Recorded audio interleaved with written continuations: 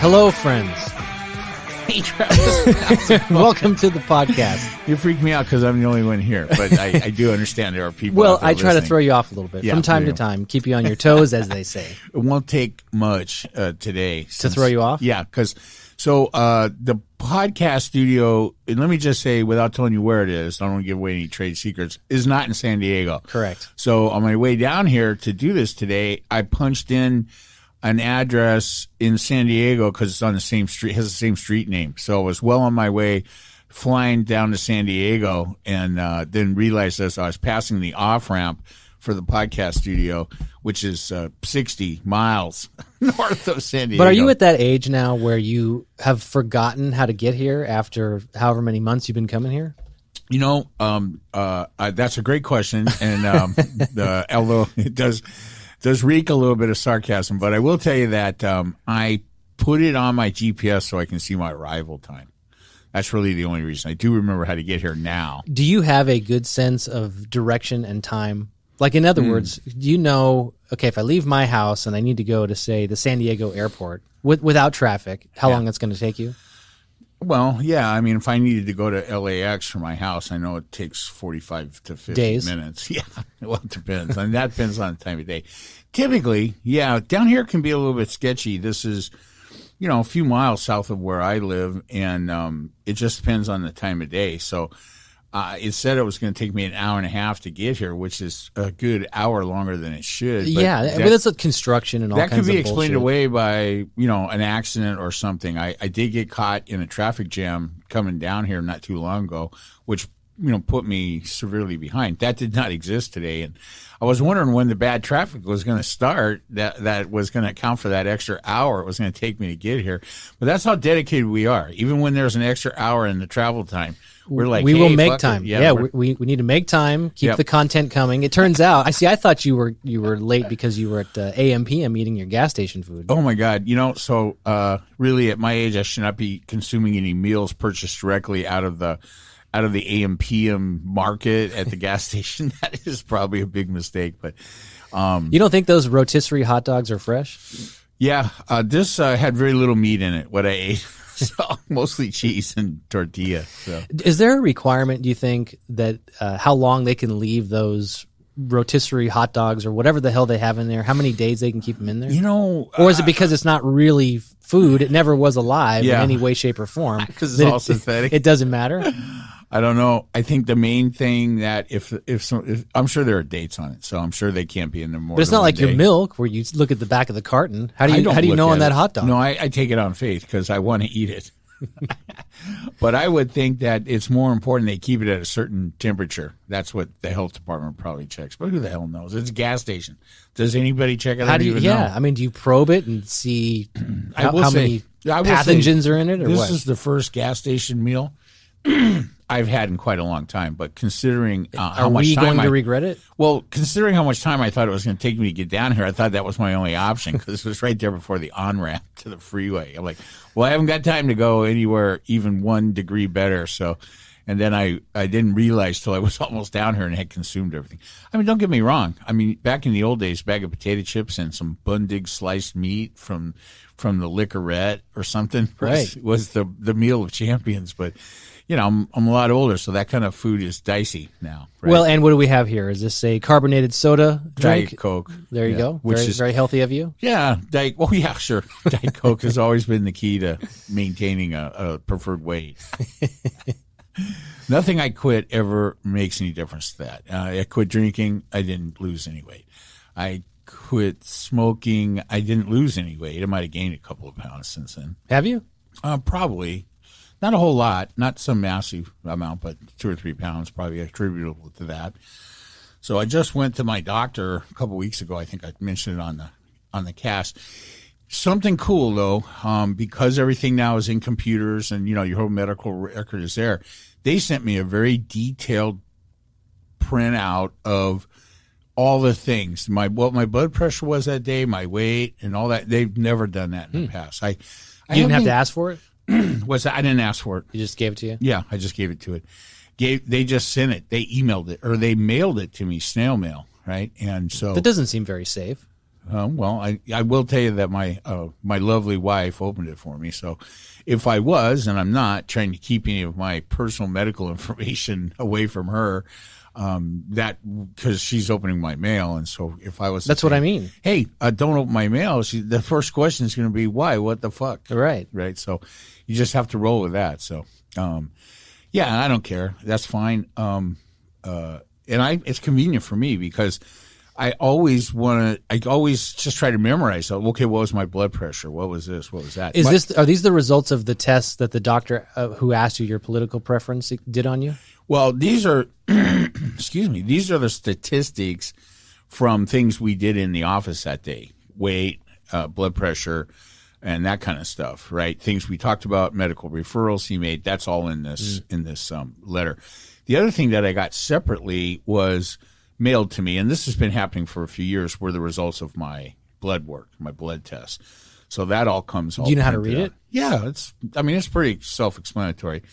And typically, I don't know it doesn't explain what every test is, but for things like cholesterol and different things like that, typically the readout comes with a benchmark. Hey, this should be at or below this number. And so if you're, double that number, like for instance, I think cholesterol is supposed to be below 100 or below. So my bad cholesterol is good because I don't eat much meat and I do kind of watch that and I take medication for it. My cholesterol came in at 56. So that's really good to know and see, right?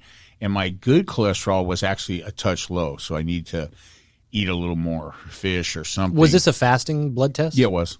Yeah, it was. And there was a urine component to it. So thank God, no pooping component. That's not yet, right? Have you ever done that on a blood test? Where they have to scoop my ass? Well, what they do is they give you something. Official medical term? You put a smear on it, and then you fold up this envelope and you give that back to them. But I haven't. That's been years. Yeah, that seems. I think they've maybe figured out. I think they figured out ways to see everything they need to see from either your blood or your urine. They should, right? I mean, how do we advance as a society in the field of medicine without that? Like my wife asked me this morning. She said, "Well, you probably need a physical," and I said, "Why?" And she said, "Well, when's the last time you had one?" And I said, "I don't know, 3 years or something." That's a little long. But how often do you need to get it? I said, "What, every decade, every big birthday, or maybe the in between one?" She goes, "No, every year." Yeah. But then I said, they don't do anything anyway. They ask you a bunch of questions. They look at your chart, but they're not really evaluating me. Yes, they take my blood, but they're not. Well, typically, here's the good news. Deeper. Typically, if you have a copay, physicals don't cost anything. Right. So they don't charge you a copay. So you should at least one time a year. First off, you're not a spring chicken anymore. That is true. You're still much younger than me, but you're at an age where you should see the doctor once a year, one way or the other. And if you're just going to go once, just call it a physical. Then it'll never cost you anything. I know that. I know money is of no object to you. In the 1% club, of course. And, I should see, I typically I should be seeing the doctor 4 times a year right now just to monitor. So why not, if you go to the doctor 4 times a year? Which I don't. Oh, but you should. Probably. Shouldn't we be able to figure out with modern medicine and technology, computers, maybe some extraterrestrial shit mixed up in there, I don't know. But shouldn't we be able to figure out exactly when you're going to die? Not just you, but all of us. Like, plug it in. If you stay on this path, if I see you 4 times over the next year and your cholesterol is still 56, what is it, milligrams? I don't know. Yeah, that's something. Then 56 out of 100. We should be able to ascertain with your prior medical history and all of your debauchery, combined with your future plan of health, how many breaths you have left. Why would you want to know that? Why wouldn't you? I asked you first. You wouldn't want. I would want to know. Okay, well, that's one of us, I think. What's the saying? I don't want to know because look, it could be on my way out of here. I could step into the parking lot here and get run over by some speeding Orange County white chick in a Mercedes, not paying any attention because she's so entitled, and just run my ass over and kill me. That does happen in this parking lot. That's very possible. Yeah, I don't but know. If you knew that, if last week you knew that next week you were going to get run over by a crazy white entitled, did you say blonde? Orange County. In a Mercedes. But I would say blonde. Then would you have had your gas station food today for lunch? Maybe you'd have something else. Would you spend your final afternoon here with me on the podcast? If I knew I was going to die tomorrow, I probably would not be here. But that's no offense to you. No, I know. Probably be spending it crying in my soup at home. I don't know, dude. I don't think I want to know. I don't think that would help us much. I think it's good to know. Would you have another cigarette? No, I don't think so. That's not. I mean, that would depend when I got the news. I mean, to this day, so for me, it's June was 2 years. So is that it? Yeah, I know it seems longer, huh? It does. June was 2 years. I don't know. What is this? 2021? I don't remember. I think it was 2019, June 2019. So June 20, June 21. That's 2 years. So I still have times when I still just get there, just certain things you do, certain routines you go through, just certain things, certain people flashes, you talk to, certain flashes in your. Well, I have drugs for that, so meds for that, but yeah, it's interesting. It's not something I don't think about. So at the 2 year plus mark, bad news for everybody out there that has quit recently or is thinking about quitting. At 2 years, you don't stop thinking about it. So, but are you convinced that if you personally had another cigarette, you'd be right back on the wagon or off the wagon? What do they call it? Yeah, off the wagon. Yeah, off the wagon for cigarettes. Yeah, I don't know. It's a weird place you have to go to, and I've been there before. That's why I know. So I don't know if this will sound familiar to anybody else or if this is just me personally. When I've quit in the past, and I've quit before, for as long as I've gone, I think I've quit for more than 5 years in the past, and then started again. And that was the time before this one? Yeah, that was probably because it's been a couple of different times I've done it, right? And I'm trying to remember when the 5 year one. I think it was a long time ago. I think I just decided to quit. There was a fair amount of pot smoking going on back at that time. So for a little while, I had that to fall back on because me personally, I'm fascinated with the smoke myself. What do you mean? I like the smoke coming out of my mouth. Oh, you like make the smoke rings. Yeah, that kind of thing. So there was that to kind of get me through it. And then I went quite a long time, and then something else changed and made me want to smoke again. And then the last time that I stopped and started, and that was the 5 year time, that time back then. So I was probably in my early 20s, right? And I'd probably been smoking at that point since I was about 12.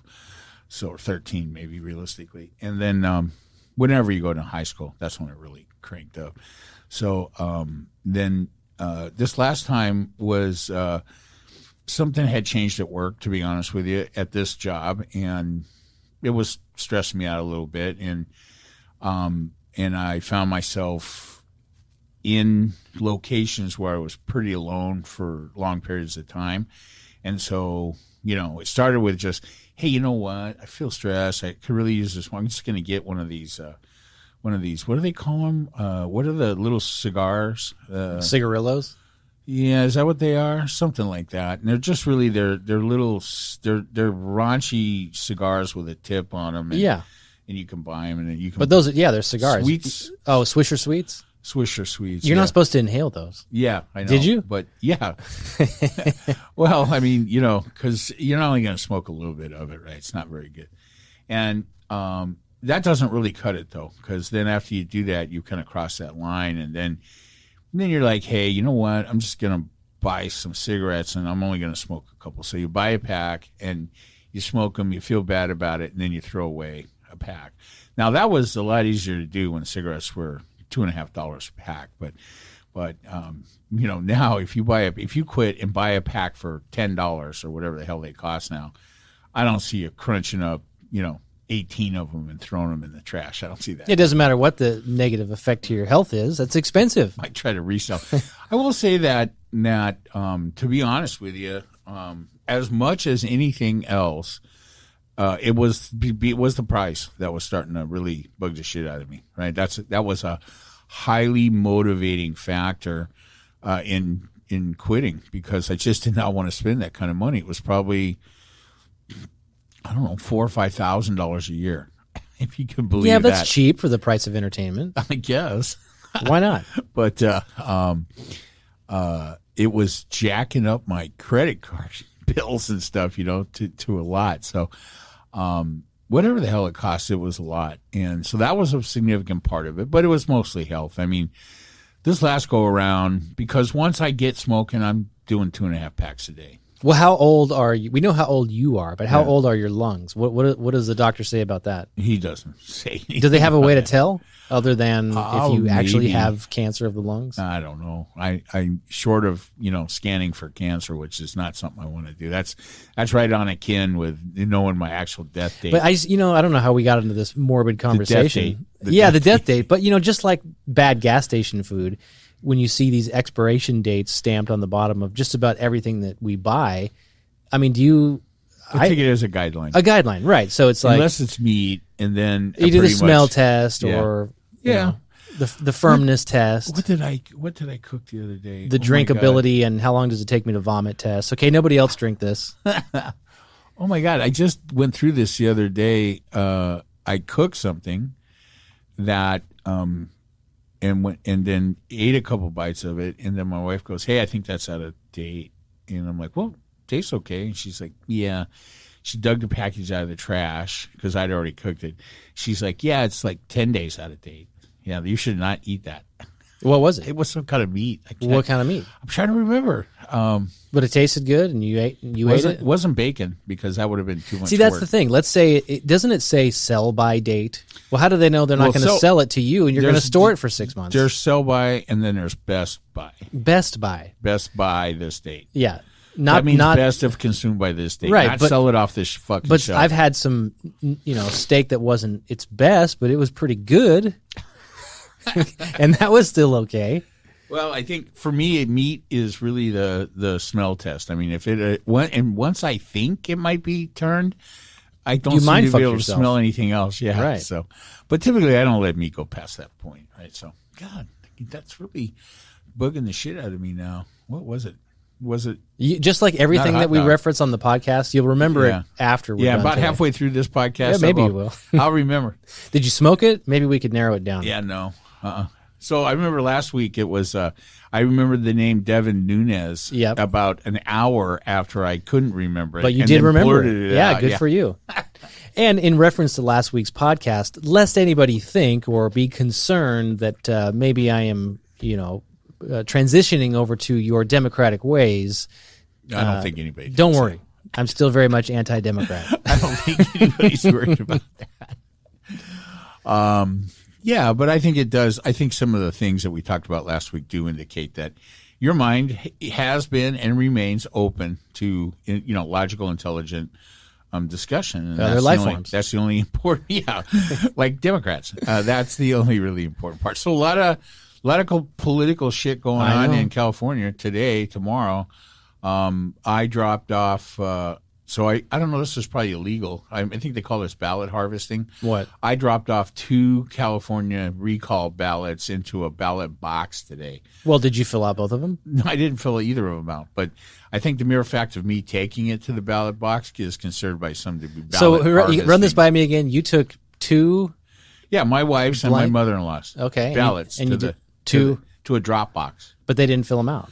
They filled them out. And you just were the courier. Yeah, because why is that illegal? We talk a lot about this. I don't know. What is the official fucking term again? I think they voter call it. I think they call suppression. It, I think, but I think they call that or something like that, or some people call that. First off, number one, I don't think there's anything illegal about that. The envelopes were sealed, they were filled out, they're signed. I simply took them to the drop box. Right. But some people would definitely call that illegal and call that ballot harvesting. So, for instance, harvesting. Yeah, let's say that you were a Democratic Party operative and you were in a Democratic area and you went door to door telling people, "Hey, I'll take your votes to the ballot location or to the drop box or whatever for you if you can't make it or it's too inconvenient for you." Because some people will get to that point and just not go vote, right? And they're like, oh, I don't want to vote. I don't want to go. It doesn't matter to me. My vote doesn't count, so they don't vote. So, I think it's a common practice. And a lot of times Democrats do this, especially in African-American areas where they'll get a lot of people at church on the Sunday before the voting or during early voting, and they'll take them all to the ballot box. But difference might be... Take all the people? Well, that's what happens a lot. But sometimes I think what also happens is, like at church, they'll gather everybody. Hey, bring your ballots to church. We'll take them to the ballot box for you. And some people have a problem with that.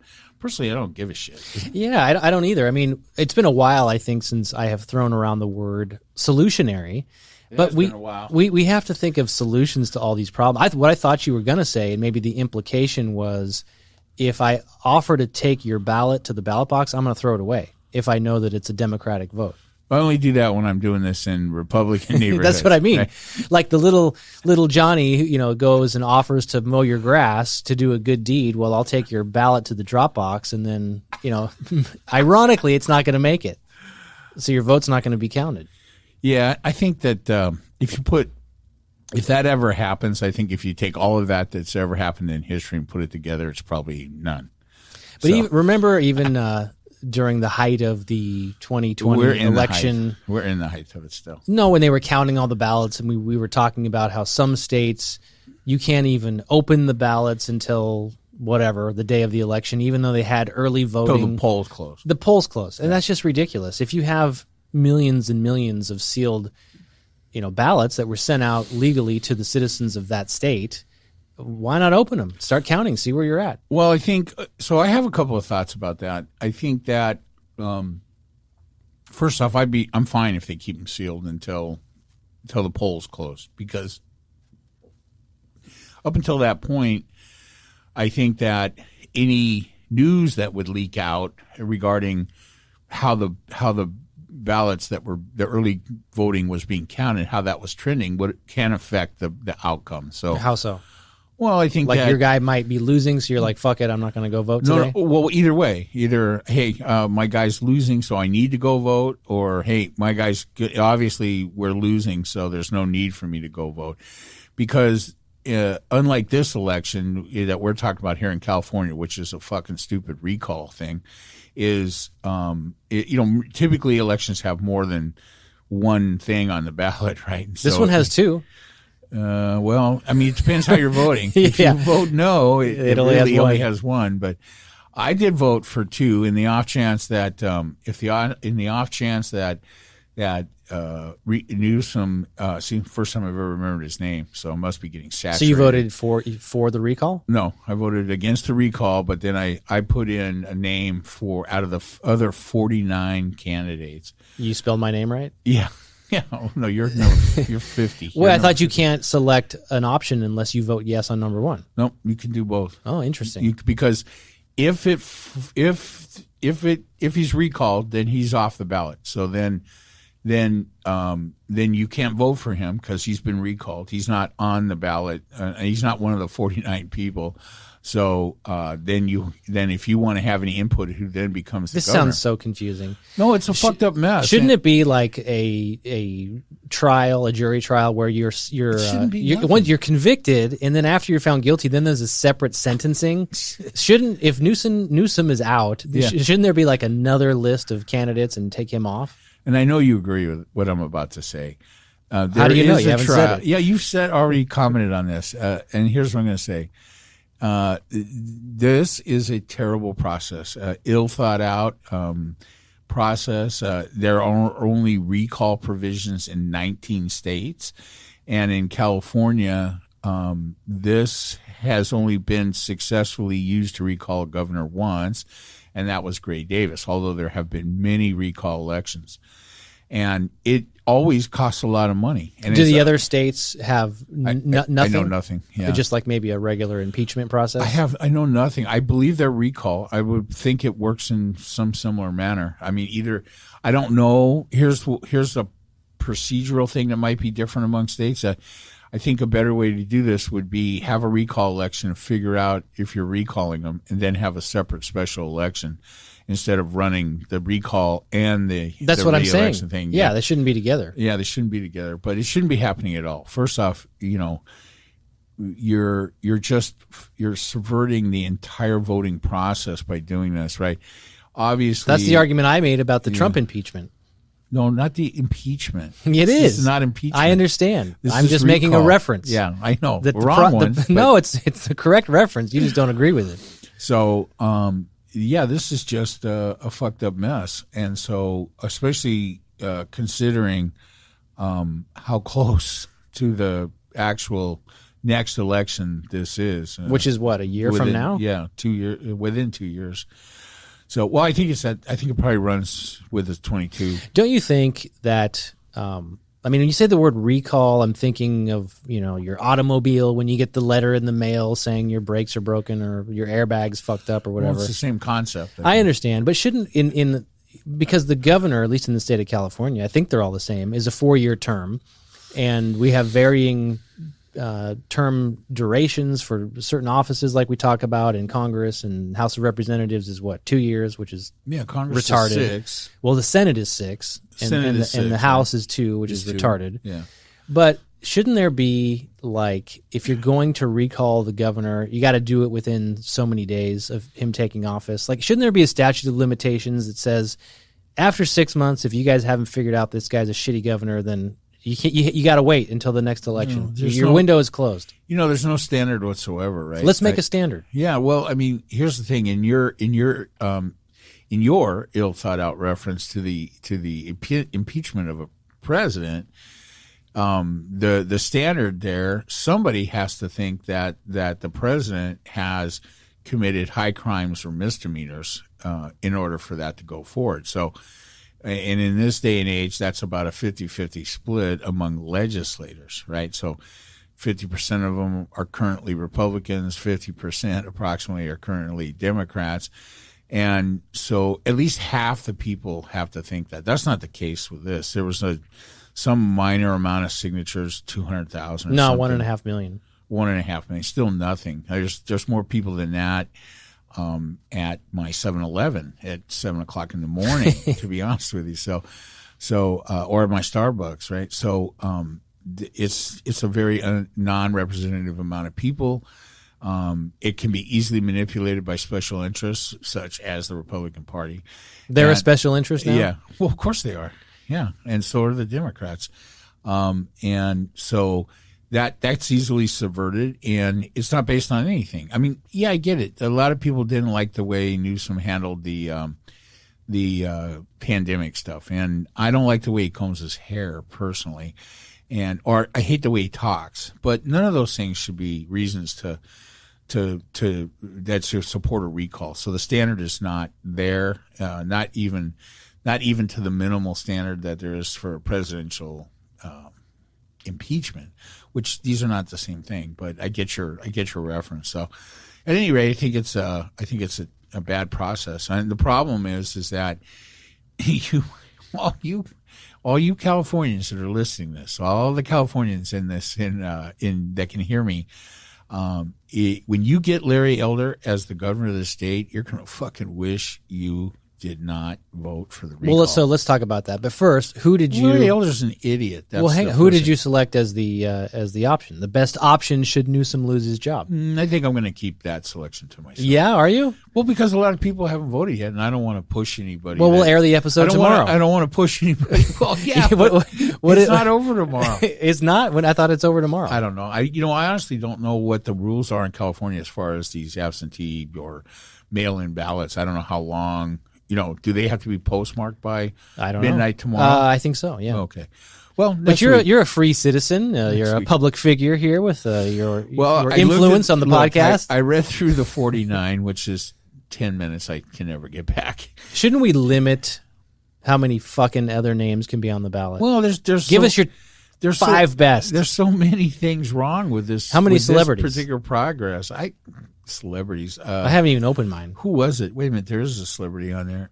Who the hell was it? That fucking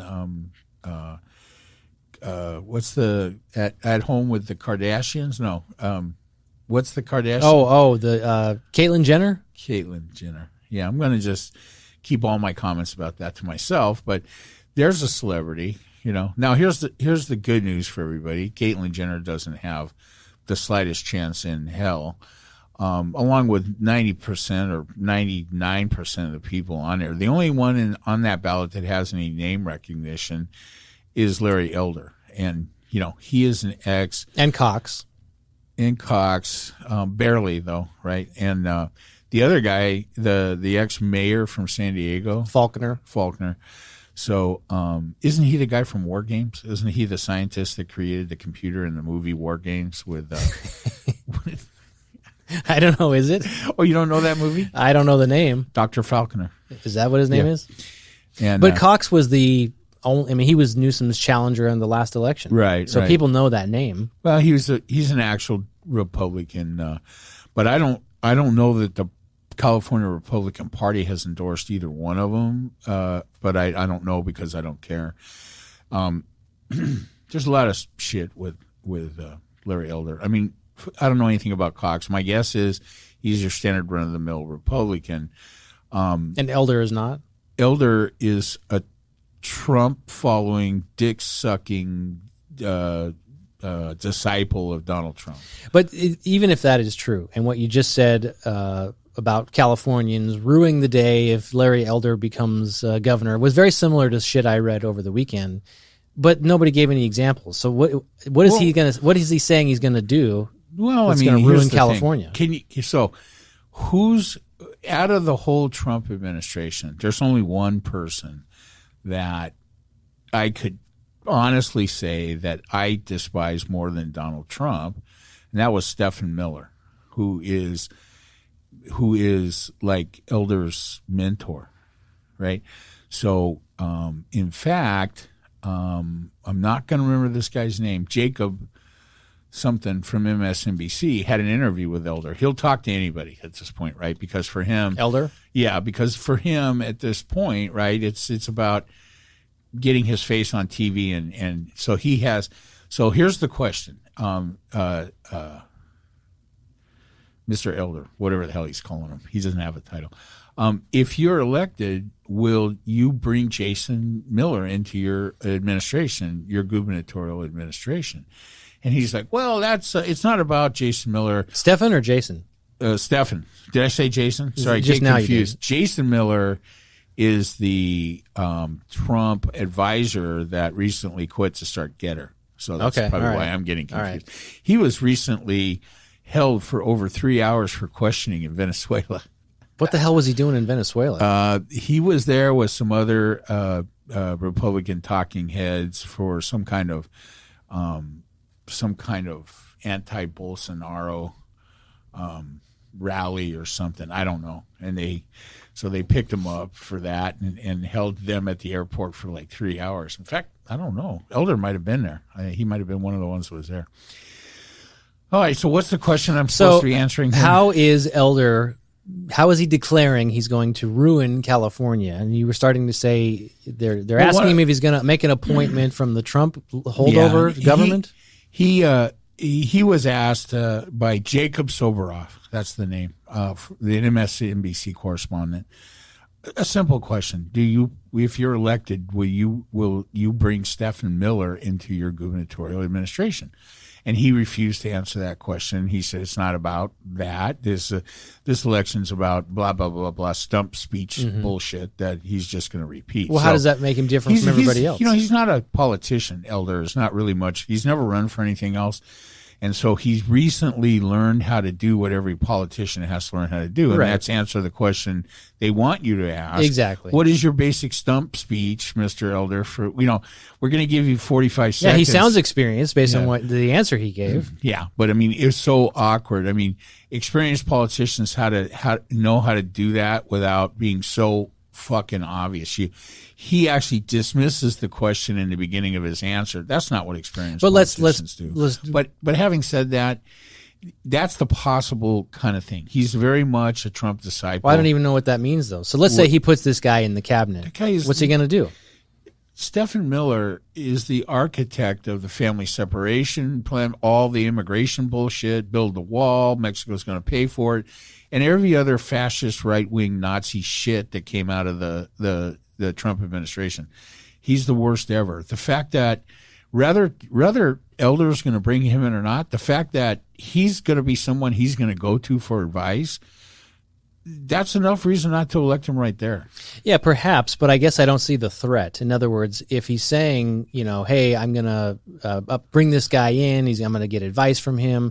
Hey, how do I figure out how to make California send the bill to Mexico? I mean, he's not really going to be able to get anything done. Is there a real threat there, I guess, is my question. After the interview, Elder told Jacob Soboroff that, in fact, he would not be bringing Stephen. Well, there you go. You feel better? No, because you think first off, he could be lying. Yes. And second off, whether he's in the administration or not, the fact is that Stephen Miller is one of his close associates. And so the idea that Stephen Miller could have any impact on California government is repulsive. Okay? Yeah, that's an interesting. Not because he's Republican, because he's a lizard. That's why. Do you know the phrase? Something like you are the company that you keep. Basically, you are your friends essentially, and the circle of people you hang out with. I mean, I think that's kind of true. I was going to say it's kind of mostly true. Yeah, but I mean, if we extend that line of thinking to elected officials, in my opinion, they're just all scum. And so, where do you draw the line? And whether it's famous cases like, the Bill Clintons of the world and his relationship with Jeffrey Epstein and, all shit like that, the Bill Gates, these people that we as society have held up on pedestals who have done great things and are great minds and great thinkers. Is there an innocent one amongst them? That's all I'm asking. Let me repeat one of my previously stated positions. I am not a fan of moral equivalency. So when you try to give me they're all the same, there are good people on both sides of the I didn't say there are good people on both sides. Well, that's what you're saying. I'm saying there's nobody good around. Well, it all works out to the same moral equivalency. There's one guy, and time will tell, but there's one guy that has kind of a pretty good record, and that's Obama. We'll see. Biden? Biden. We'll see where he ends up when the dust settles. But I mean, for now, he's got a squeaky clean record. Oh my God. Yeah, I don't know. I think Biden's going to run a close second or even supplant. Hey, you know what the funny thing was? I saw a clip the other day of Obama addressing there's some kind of big dinner that was held every year for like by the news media for presidents. Yeah, it's like the White House Correspondents' Dinner. White House, yeah, something like that. And so there was a famous one where Donald Trump was in the audience, but this was when Obama was president. Oh my God, did he fry his ass with that? Oh shit. He goes, hey, to settle a few controversies, this is back in the beginning of the whole birther shit, right? Right. And he says, I have secured, although I am not prepared to produce my birth certificate at this moment, at this dinner tonight, I did bring a clip of my birth. And this has never been seen anywhere else. And so you're like, what the fuck is he talking about? And then the lights go down at that dinner, and the clip from Lion King comes up where they're holding Simba, and they're holding him out to the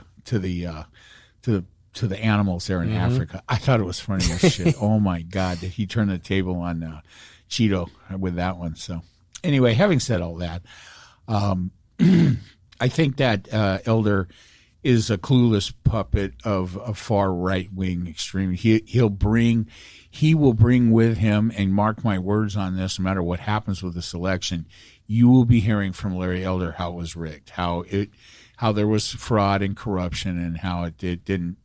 He is fully in support of the big lie, from Trump regarding the 2020 election, and he's going to bring all of that shit to the party this time around. So what specifically are and they here's saying? the thing: he's gonna if we recall Newsom, Elder can win the governorship by as little as 15% of the vote, because there's 50 fucking people on that ballot. all he needs is to be higher than Well, is that everybody any else. different from a regular election in California? Do we limit the amount of people on the ballot? There's not no 50 people on the ballot. But there could be, is my question. I don't know what the limit is. I mean, but you certainly don't win California gubernatorial elections with a 15% margin. But you could if there was 50 people. I think that's an actual reality. So, and look, I don't care what you say. This is one of the biggest things that's wrong with this process right here.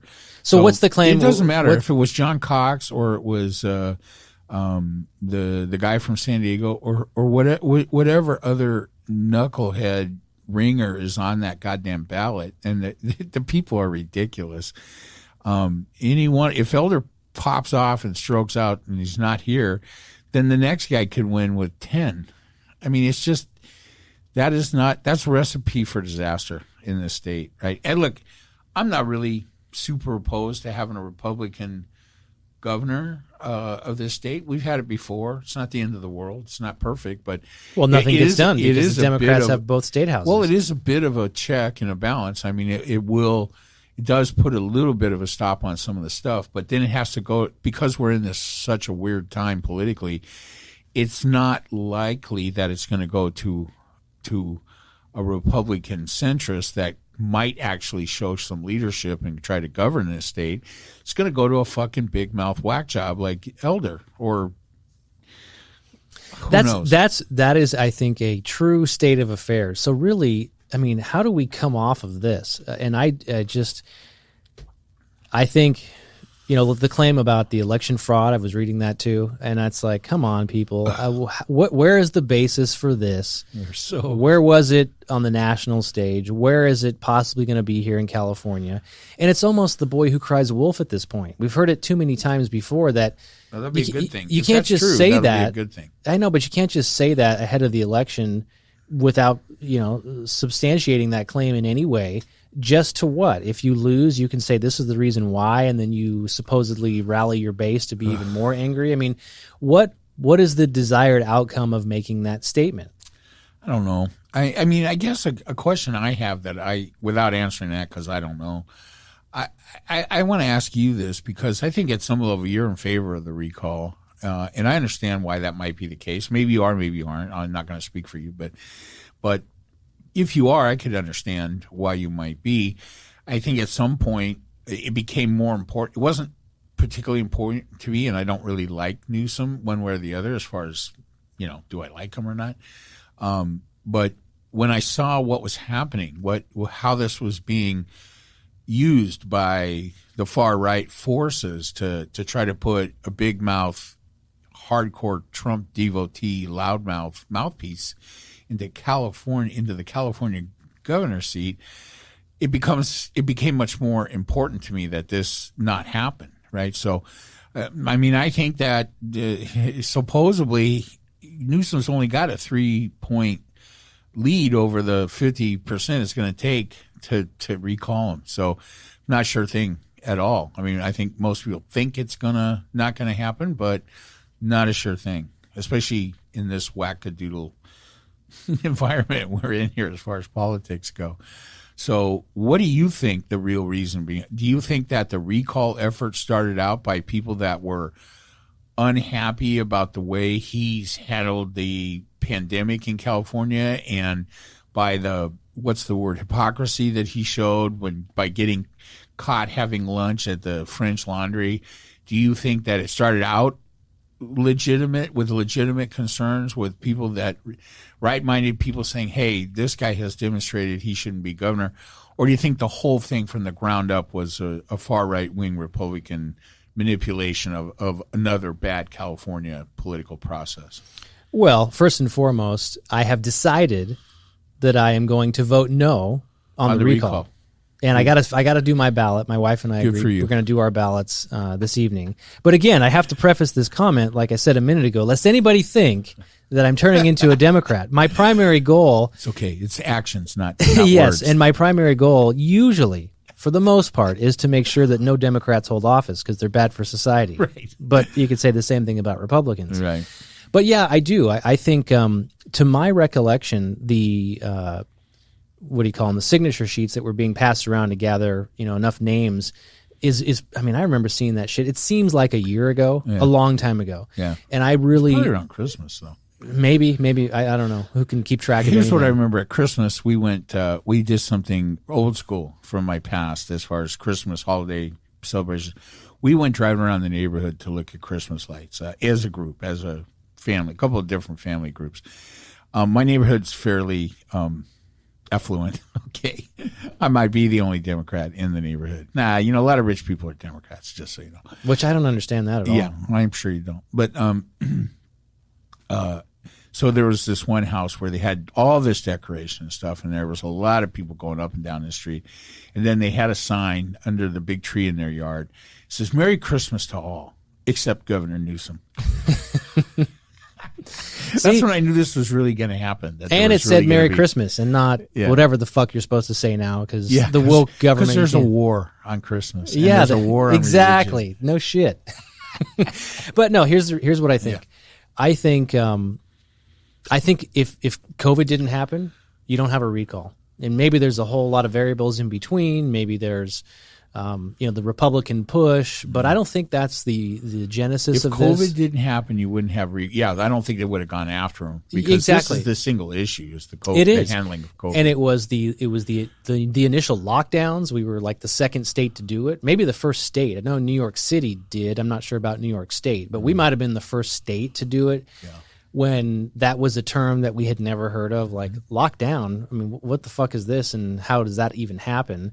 And then everything in between. I mean, I lost track of the details, after the first couple of weeks. But you remember there was this shit about he basically dismissed the legislature because we were on lockdown, and he granted himself some emergency power that he could do a lot of things, including negotiating this bill for N95 masks with China and all kinds of weird shit, just mismanagement of funds.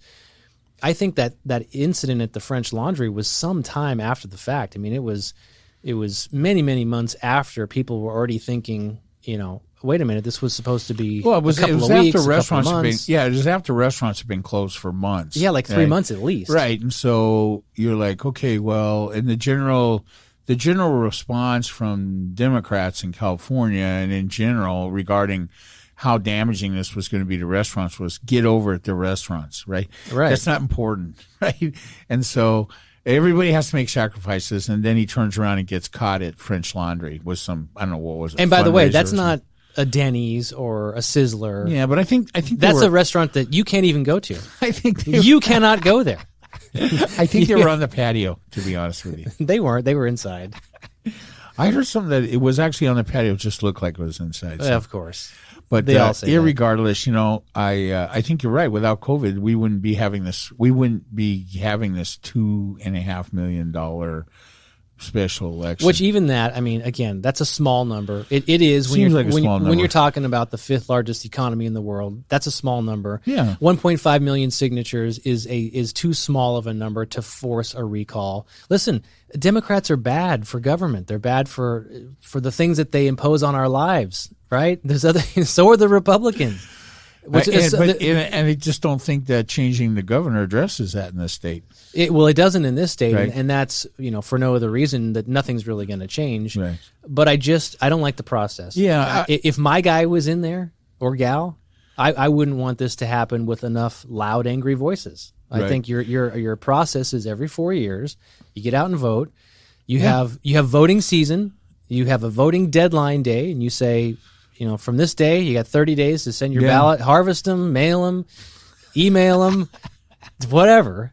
Get them here. Carry them in on donkey. Yeah. No, on elephants. Right. On elephants. So I think we're in agreement that this process is flawed in California. You pointed out in a previous recent podcast that I feel about this much the way I feel about the California proposition process.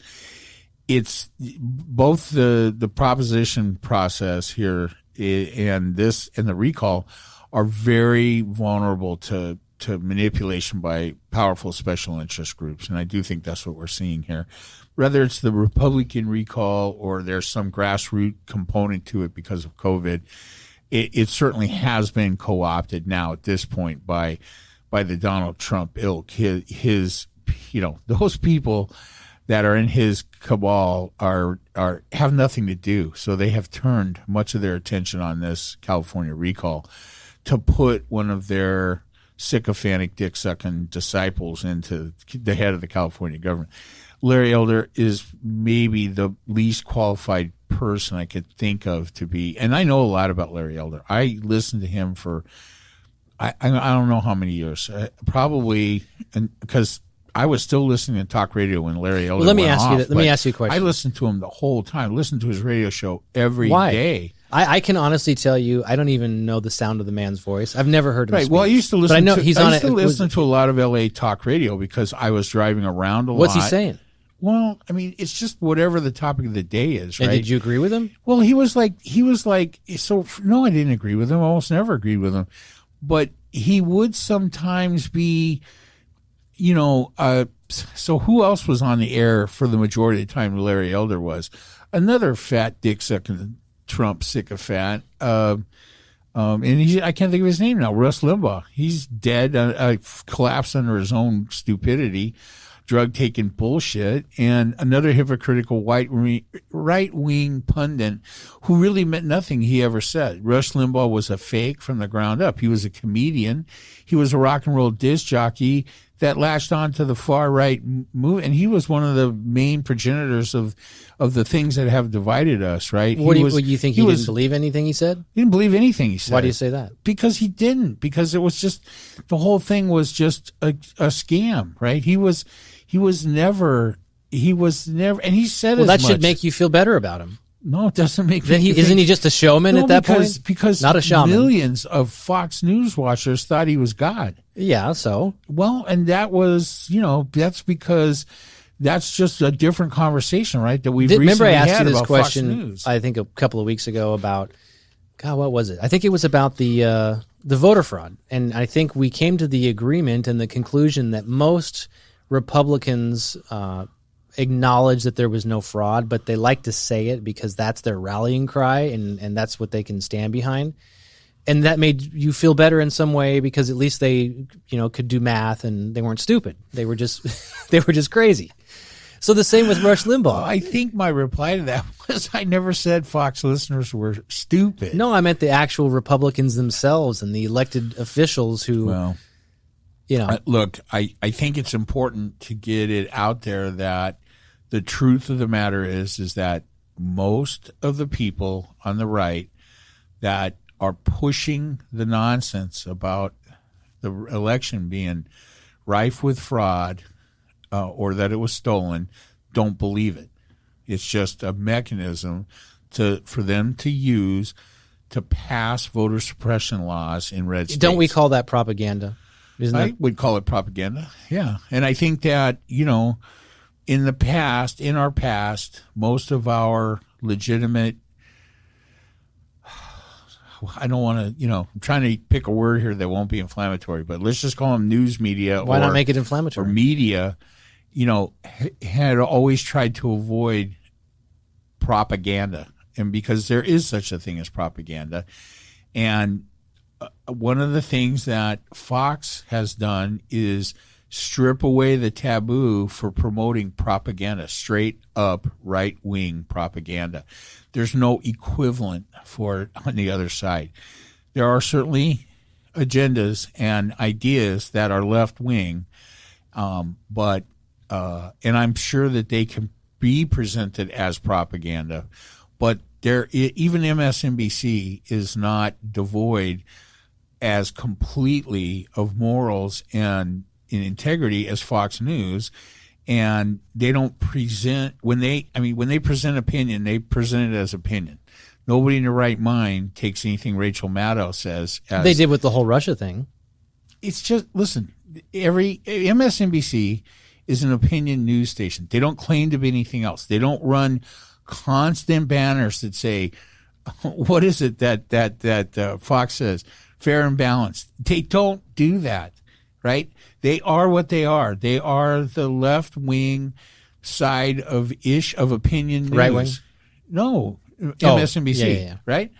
So there's the big difference. Fox claims to be fair and balanced. We're the only ones telling the truth. We're not slanted. We're just telling you as it is. That's a fucking lie. And everybody that watches Fox News, and I mean everybody that hears my voice here, needs to understand that you are being lied to by that fucking network, okay?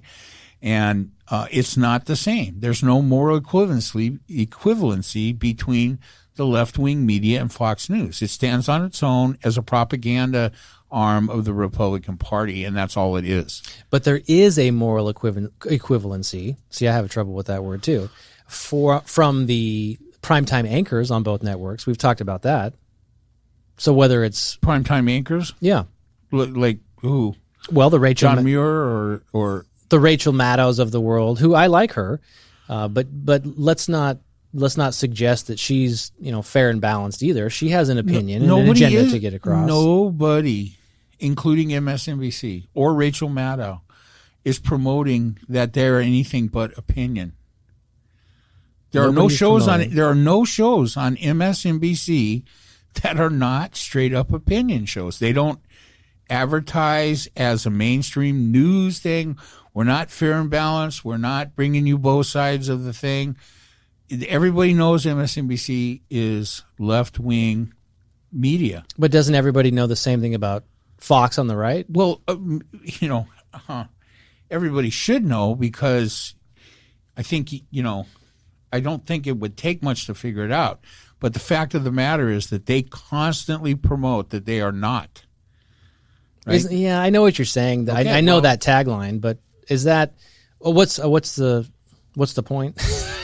What's the point of your sentence? The point is that the difference is that Fox News is doing their best to try to convince millions of Americans specifically that all the other news is somehow fake news, right? And they're the only ones that are telling the truth. And that is just simply not the case. They are nothing more than an extension of the Republican Party and the propaganda that goes along with that. There's no independence there whatsoever. And it's been like that since the day they opened shop. And we've discussed a little bit about an article that we recently both read that is obviously slanted against Fox News, but tells a lot of truths and points out a lot of things that need to be understood. Fox News is trying to fool millions of people that are not political news junkies like a lot of us are, right? And so, yeah, there's no way that they can fool me into thinking they're anything but Republican Party propaganda. But there are millions of Americans that are being, what's the right word? They're being misled. They're being brainwashed by Fox News in a way that let's go back, because this is how on the other side. We got here by talking about that you listened to Larry Elder. So is he? What are we saying? Is he the same effect as Fox News? Larry Elder's been off the air here for a while in California, right? And he was not on a Fox network, right? No, I think you could see. Oh, radio station? No, he was on what I can remember. He was on KBC most of the time, and often as the KBC, which is the ABC radio affiliate in Los Angeles. I don't know where else it might have been carried. I'm sure it was syndicated. But he was the KABC answer to Ross Limbaugh, who was definitely on a different group of stations, right? There in LA, in Los Angeles, for those of you that are listening in Zimbabwe or wherever the hell you're at, KABC, KFI are a couple of big AM radio stations in the LA marketplace. But those programs, Rush Limbaugh, the Larry Elder Show, I forgot a bunch of the names. Dennis Prager, who's not on either of those stations now. He used to be he used to be on KBC or KFI or something. He had some kind of, contract dispute and ended up on some really low-powered AM station. But I'm sure his show is syndicated. Dennis Prager is a longtime right-wing pundit, right? And definitely would have you believe that he is telling you the truth to offset all the lies in the left-wing media. The left-wing media does not present their side of the case in that manner. Hey, We're here to tell you all. We're just here to tell you what we're telling you. We are who we are. We're KF. We're MSNBC. Everybody knows who MSNBC is. We have opinion shows on constantly negative news or CNN, right? But it's much less than the MSNBC. Well, let me interject. They do have programs that are straight news. I know what you're saying, and okay. I don't necessarily disagree with the bulk of what you're saying, except for one, I think, big fundamental difference. Uh-oh. I don't think people are necessarily tuning into Fox News and are literally staring at the TV and the fucking brain waves are like, going into their eyeballs and they're taking over their brain and telling them what to do. I think people are tuning into Fox News to listen to and to watch things they already believe. I don't think they're going there to learn things for the first time. I think that that's already what they believe, and they're going to a place where there's like-minded people like them. There was no such place before Fox News. Yeah, but that's like what, 25, 30 years ago? Well, that's a significant period of time, and yeah, I think they've converted just about everybody they're gonna convert, but they're brainwashed. Make no mistake about it. They don't watch any other news. They don't get any other sources. Nobody has any legitimacy to them if they don't see them on Fox News.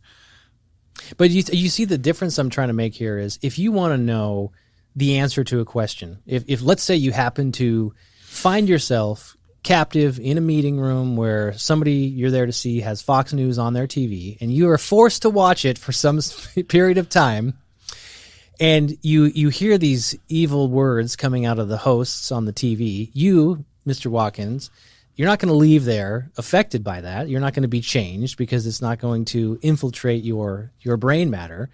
And so my point is, if you want to seek truth, if you want the answer, you're going to look it up probably from multiple sources. You're going to, and if it's a technical thing, you're going to seek a technical answer. You're not going to get an opinion from somebody who is not in the field of expertise. So my whole point to that is when we watch the news, we want to find out how hot it's going to be. This is before, cell phones, but is it going to rain get tomorrow? Your weather from TV now. Yeah. How hot is it going to be? How long is it going to take me to get to work? Not San Diego, but somewhere in Orange County. Right. How long is my drive? And, who won the game? Right? Give me the facts. But other than that, do you really... I don't think they even have sports on Fox News. I don't even know. All right. Well, I mean, here's the point of this was, how did we get here, right? Why are we talking about... I asked you if you listened to Larry Elder, and what did he say? And you went on this whole Fox tangent. Well, I mean, when he was on the radio in L.A., it was a few years ago, right? So I don't know what he's been doing of late.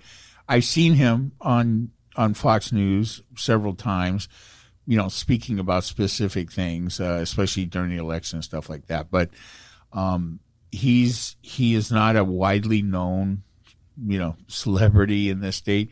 If you're not a right-wing media consumer, you probably don't know who he is, right? So is he a business guy? No. When you were listening to him in all those hours and commuting around, he's a talking head. He's a right wing pundit. So he would have a Rush Limbaugh kind of a topic of the day, and then give his opinion about that. Often he would have a different slant because he was the Rush Limbaugh competition, not on the other side of the issues, but just on the other side of, hey, for out of 100% of the right wing listeners out there, Larry Elder was there to grab some of them away from Rush Limbaugh, from people that thought he was a blowhard or a moron or a fathead or whatever they thought about him, or he was too over the top for him. Larry Elder back in those days was a more, and look, here's the other thing. There was a great deal of time back in the old days, listening to talk radio, there were shows from both sides of the spectrum on. There was a guy here in L.A. for many, many years. His name was Michael Jackson, not the Michael Jackson, but he was actually from England or something, but he was an American citizen. He'd been on the radio here for 30, 40 years, always on the liberal side of things, right? But as there is no, I'm going to say it's been 10 solid years since there was any type of liberal L.A. talk radio, right?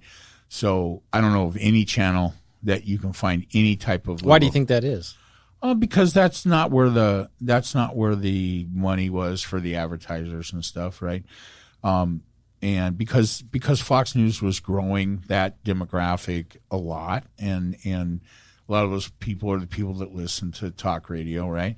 I've been listening to talk radio since I was a kid, right? I mean, my dad used to listen to them all, and I would hear it subsequently, even though I wasn't really supposed to. It's like, oh, you shouldn't be listening to that. But I've listened to them all. I listened to all through my driving, career, different works. I've had for 40 years.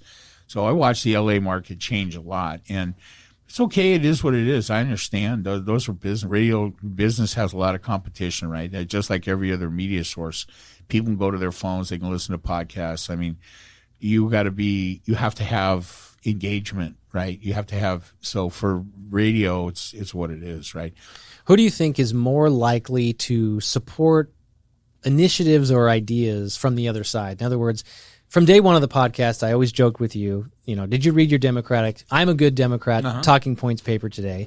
And the joke there, the poke is that whatever, the thing of the day is of the Democrats, you got to believe everything they're saying, or you got to follow it to a T. And similarly on the Republican side. So, but who do you think is more likely to deviate, if you will, from their respective talking points? Is it, would you be more likely to find Republicans say, hey, I'm a Republican all the way, but this fucking Texas abortion thing no, that's not happening? Or would it be Democrats that say, hey, I'm a Democrat all the way, but these tax hikes are too high? Or any issue in between? It make sense? Well, I mean, are you asking me if Democrats are more likely to have opinions on the other side of the platform? Yeah. Which group is it? Are Democrats more likely to, or Republicans? I don't know. I think that both groups tend to follow. If you identify as a Republican, I think that you're all in on all the traditional Republican things: lower taxes, smaller government, and things like that. And then of late, right, of the last 10 years almost now, you're very likely to have been sucked up in this very negative, bad form of being a Republican, right? That we saw manifest itself in the election of Donald Trump. And so I'm hoping that there's a significant amount of Republicans that are rethinking that, and we'll see Donald Trump as an aberration, as the result of a weird confluence of situations that allowed him to become president, and we'll move on and we'll move back toward the center, because things tend to come back toward the center. So, I'm not fully convinced that part of the Republican Party is growing. What about on the Democrat side? Here's the thing, right? There was a Kentucky, I don't know if I got that right, but someplace like that. There was a rally over the weekend, 10,000 people for Trump expected, with Mike Lindell as the featured speaker, right? 300 people showed up. So I don't think that I don't think that movement is growing or even sustaining itself through this time of non-Trump. Well, that's presidency. what I have been saying, and that's why I just completely. Don't forget, it costs $125 to go. Well, don't you get a free pillow? I wouldn't. I mean, I can't imagine why anybody would want to see Mike Lindell do anything. But these are the kind of nut jobs. Have you ever seen one of those pillows? I heard they had them at like Costco or something for a while. They're shit. Yeah, I've never slipped on one, but I felt it. I'm like, this thing feels clumpy. Yeah, I've had a bunch of different pillows too. I mean, Debbie and I have bought several different kinds. So we've had the same brand for a little while. We get it at Costco, I think. It's fine, whatever. There's no good pillow. That's really the problem. And certainly my pillow. I knew this Lindell guy was a dipshit from the very beginning. And the way I knew it was the way to our religious leaders, but the way I knew this was the way he wore these stupid shirts where he could unbutton the first button. Well, not the collar button, but the next button just enough so his crucifix could show through. So I knew this guy was full of himself and his own dogma from the very beginning, even before he outed himself as a huge Trump supporter.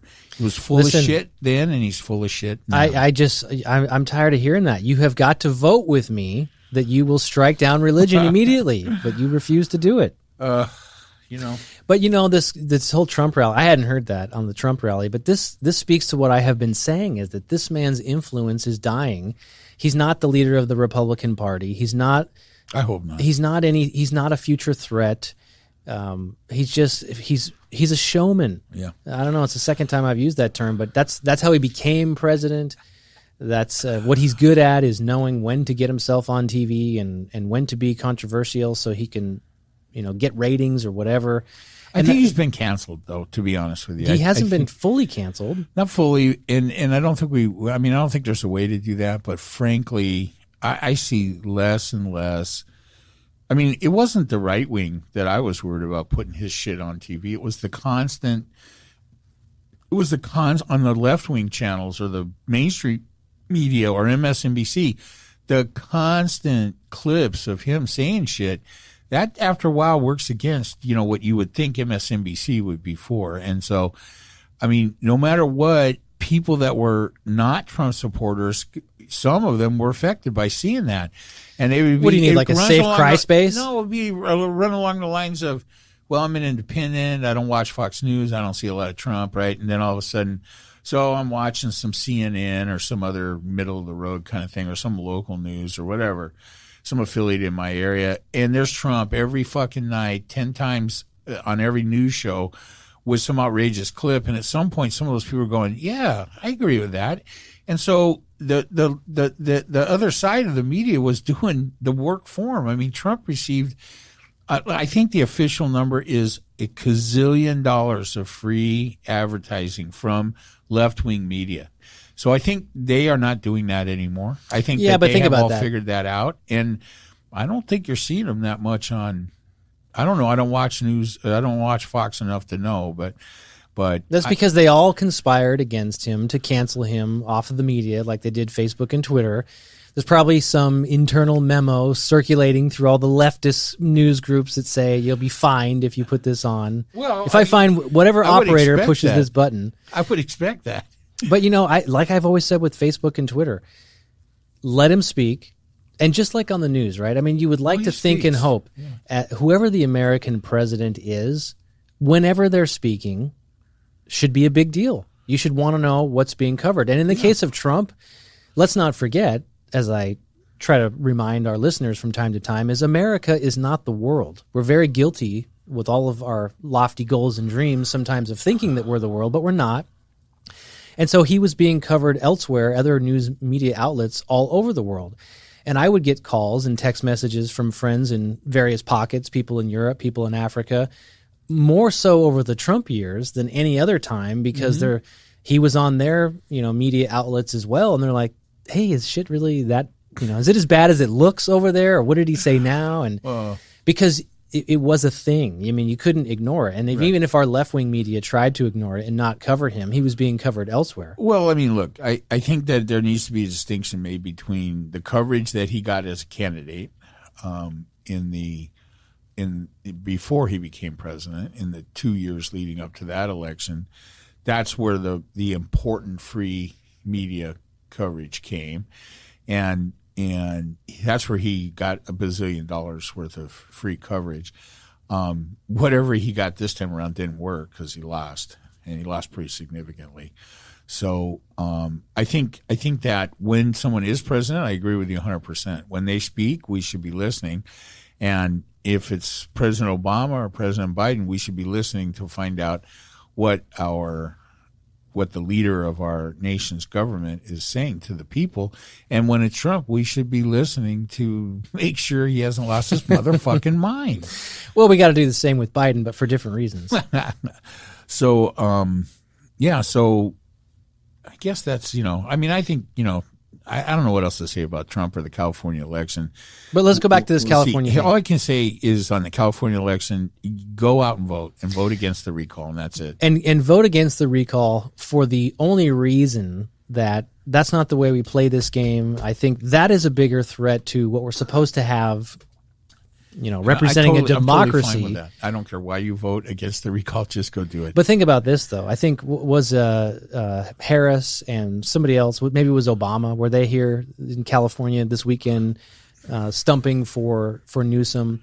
Obama was last week, and I believe that Biden will be today. So we're not watching the news today that would cover that. So he's somewhere campaigning for Newsom today. Well, he's not going to be here. If anything, he'll be L.A. or north. Well, he's in California, but he's not going to be here. You mean in this? No, I mean in the home of the John Birch Society. No, he's not here. But is anybody going to say with a straight face that Newsom is actually doing a good job? I mean, and that's the other thing. I've not seen that anywhere. I've not read that anywhere. I've read the Republican recall, and they're trying to steal the election and all this bullshit. But I've not seen anything that anybody can point to that says this guy's doing a great job. I think part of the strategy for the Newsom camp is to talk about this as little as possible, right? Clearly. And hope that it would just come and go and not be a big deal.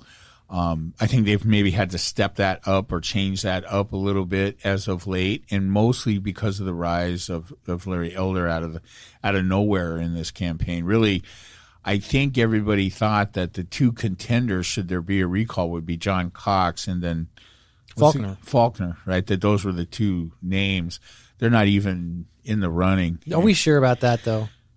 If Larry because we're getting all this information from polls today, then neither one of them have a significant enough lead in the polls. Say the polls, but what did Hillary learn about the polls?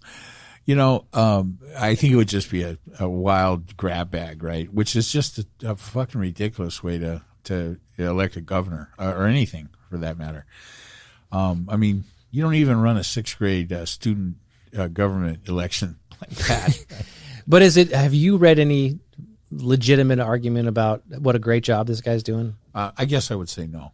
Nobody, your people aren't talking about that. But I wouldn't, that if there was something like that, I wouldn't be drawn to it, right? What do I care whether if he's doing a good job or not? I mean, I have my own opinions about Newsom, right? I know. Because of because of the business that we're in, he is particularly bad for that business. So, I mean, and that and for so many other reasons, we are actually more involved with California state government than people might understand.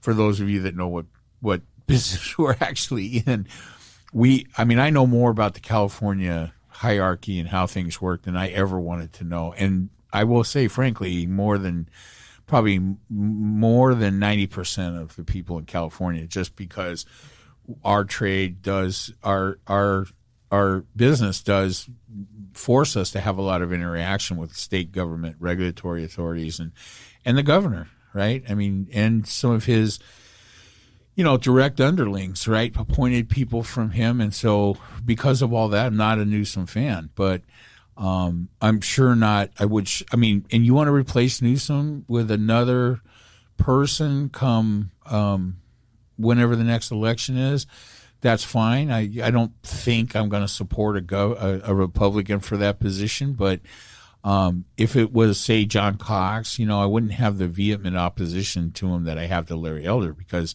I know Larry Elder, I know his views, I know. Did you always know? Go all the way back to when you were listening to Larry Elder. I thought he was a twit. I thought he's an Uncle But even Tom, before Trump was piece Trump, of shit from way back, and before he was associated with Trump and whatever that even meant. He was just Why the hell did you listen to him for so many hours? Because here's the thing. I think I started to say this. There came a time on LA Talk Radio where there was nothing else to listen to, right? So for Mexican channels, for reasons mariachi, for reasons that are of no interest to anybody listening.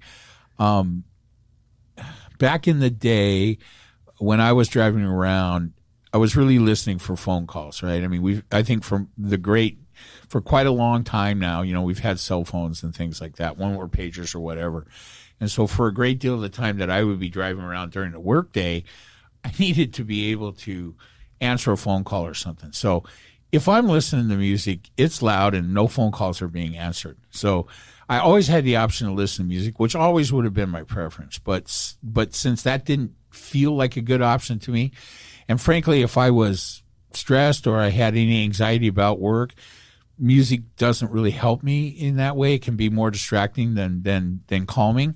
And so I listened to talk radio because I could just, until I had to deal with something with work, I could just listen to what was going on. Plus, I found that I learned a lot about both sides of the issues, right? because even when everything was really right-wing based radio programs, you still hear things from the other side on those programs, one way or the other. It's talk radio. A lot of it was call-in stuff, so you could hear stuff, right?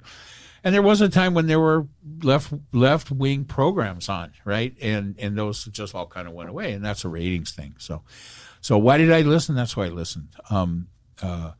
And I'm glad I listened. I learned a lot. But, I used to say, my favorite saying used to be that when someone asked me, well, why do you think that? I go, wait, well, where did you hear that? The source of all true knowledge, Los Angeles Talk Radio. That's where I learned a lot of stuff. And Larry Elder is a schmuck. I remember listening to, especially, here's what I always thought about Larry Elder. He would often be the black commentator commentating on civil rights issues and always taking the white side of an issue because he's the black guy showing all the ignorant African Americans listening to his program how they're being duped by the liberal left-wing men. Yes, he's an opportunistic piece of shit. Because he's being paid? Yeah, because otherwise he had nothing to offer. Nobody was looking for another pseudo-black leader to come out and try to tell everybody the black side of the story, because black people are not a monolith. And that was something that he did say, but then he would always go too far. He's a full-blown Uncle Tom. And if you don't know what that is, just go read up on it. And I think that he did a lot of disservice to minority groups and black people in particular. So I've always thought he was a piece of shit. And for anybody to think that he would make a good governor of this state, hey, if you're Mexican American, you sure as hell don't want fucking Larry Elder as the governor of the state. Nobody wants that, right? So only the Trump supporters, because as is true with almost everything coming from that side of this political spectrum, they're disingenuous, and he is disingenuous. So whatever you hear him saying, it's just words coming out of his mouth, because he's an opportunistic public figure. Maybe he's a lawyer. I don't know. That's not a plus in my book, right? Being a lawyer doesn't make you better, right? In fact, I think we can all agree that most of the time being a lawyer, is a negative.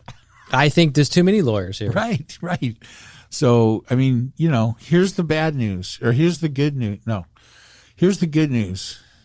A bus full of lawyers ran off a cliff. Here's the bad news. Some of them lived. So, that's really, I think that's the way the populace looks at that situation. So that's his own, he has some kind of, I don't know what his business was, if he had a business, but he's no Trump billionaire or something like that. I don't know where his funding's coming from. I guess it's coming from the, straight out of the Trump jackpot. So, that's it. I think Larry Elder's name's going to fade into obscurity in a couple of days. I'm crossing my fingers. If not, we're going to live with him for at least a couple of years. Or another 18 months until another recall. Until another recall for him? Oh, my God. I literally know nothing about this guy, so part of me wants to comment on whether or not he's the token black guy representing the Republican Party, but I really have no knowledge. He is that, but he is the Herman Cain. I have to think that he's now the Herman Cain of California. But don't politics. You think even those types of accusations, true or not, throughout the whole political spectrum, whether it's Herman Cain, whether it's any young black person you've never heard of, coming up representing the Republican Party, don't you think, true or not, claims like that only fuel the fire, because they're going to prove that no, they're not just being disingenuous, that they really are, representing the party and they believe these things. I don't think anybody. Blah, blah, blah. I don't think anybody has been fooled by any of the token African American figureheads that you see from time to time in the Republican Party. Right? So are we just saying, like we're not fooled by the 6 or 7 black people they put behind Donald Trump at one of his rallies and have one of them hold a sign, "Blacks for Donald Trump." Nobody's fooled by that. But do you hear what you're saying? Are you saying that none of those people could legitimately be representing the party? I'm saying we're not being fooled by visual placements like that. Oh yeah, but what about the actual, like, who's the guy you made a Are there black people that support Republican ideals? Colin Powell, remember him? Colin Powell, he's a pretty. I think he left now, but yeah, but he was for a while. Well, but he wasn't a token figurehead. That's what I'm saying. He was a general in the United States military. I know, and he was a staunch Republican supporter. Well, I mean, I think that's understandable coming from a military background, right? So, I mean, I don't think that Condoleezza Rice, I don't think Secretary of State. I don't think either one of those are representative of anything. I'm not calling Condoleezza Rice a token anything, right? But you're saying like physical ad placements behind people speaking to show, hey, look at the support of the black community. That is certainly nonsense for Trump. There's nobody in that group except white people. So, yeah, I don't know what the question is, but I don't think that any of the, I mean, I think that the people, the black people specifically that you hear sometimes on right-wing media, on Fox News, I mean, I think it's obvious that they're not representing the entire black population, and nobody is.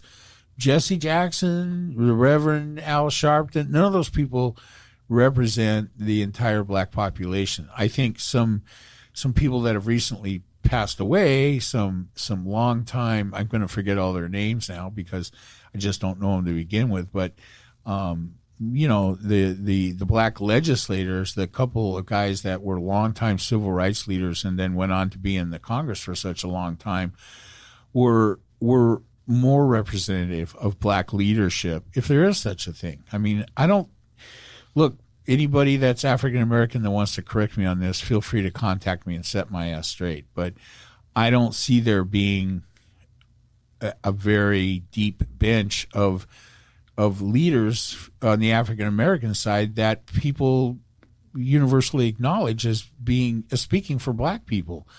And so when Republicans put up black people in the media for the specific reason to show that their party is diverse or some horseshit, I just think that's wrong. I mean, are there black people that agree with Republican goals? I'm sure there are, but are there many of them in the Trump thing? I doubt it. Seriously, I don't think there are.